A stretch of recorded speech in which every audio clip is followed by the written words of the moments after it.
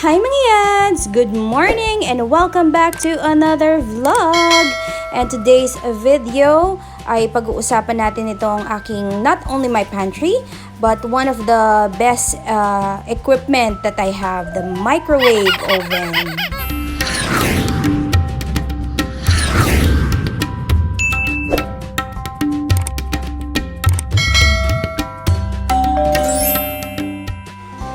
Good morning mga yads! Eto, ipapakita ko po sa inyo ang isa sa mga happy purchases ko in regards with equipment for the kitchen. At ito po ang aking GE microwave oven. Okay, so this is by the brand of GE. So alam na po natin yan, napakatatag na po ng company na yan in regards with electric equipments for the kitchen. So ito po is GE digital microwave oven. It's a 25-liter capacity and it costs for 5,995 sa market. However, ito pong akin ay binili ko po ng brand new rin pero sa marketplace po. So meron pong nagbebenta for a cheaper price. So I grabbed the opportunity po. I was able to buy this for only 4,000 pesos. So still na rin po because it's 5,995 in the market. So yung color niya po is mainly silver black. Tapos yung sa gitna niya po is transparent. So let's look inside po. Like what I said, this is a 25-liter capacity microwave oven. So, very basic lang naman po yung makikita nyo. Kahit po sa mga ibang oven, ganito rin po naman yung makikita nyo. So, meron po niyang yung turntable na nasa gitna, wherein yun po yung nag-iikot po sa food habang iniinit. So, eto mga yads, let's try to use the microwave oven. So, mag-init po tayo. So, ito po yung leftover na lechon na binili namin kaninang lunch. So, ito na rin po yung ulamin namin today for dinner. So, initin lang po natin. So, ito po, meron po mga functionality dyan. Yan. So, pinindot ko lang po yung time cook. Then, kung ano pong oras nyo gusto, kung 1 minute.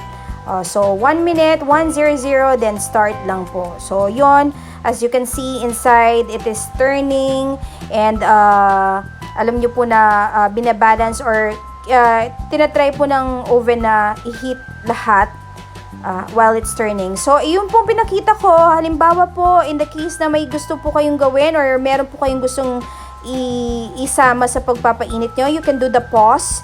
And you can open the microwave tapos balik nyo lang po, resume lang po ng start or press lang po yung start and it would resume the timer. So, yun po ang nangyari kanina.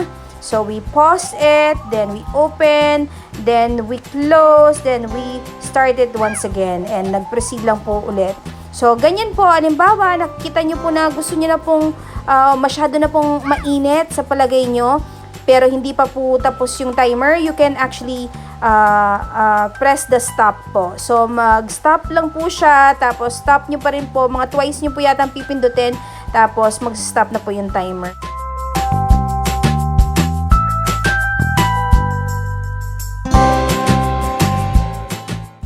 So, before we end this video, pakita ko lang po once again sa inyo yung mga functionality dito sa side. So, like what I said, this is a digital microwave oven. So, yan, merong power, may auto defrost, may express, may time defrost, time cook, at saka memory. Tapos, yung number pad niya po, 1, 2, 3, 4, 5, 6, 7, 8, 9, 9. Tapos, clock, 0 preset. Tapos, stop and start dun sa baba.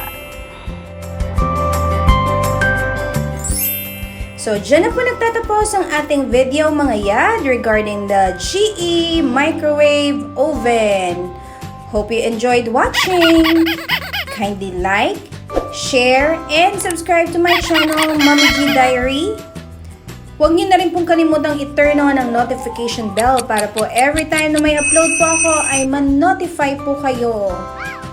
Comment down below for any content suggestions or any questions regarding the GE microwave oven. Till our next vlog! Bye mga yan!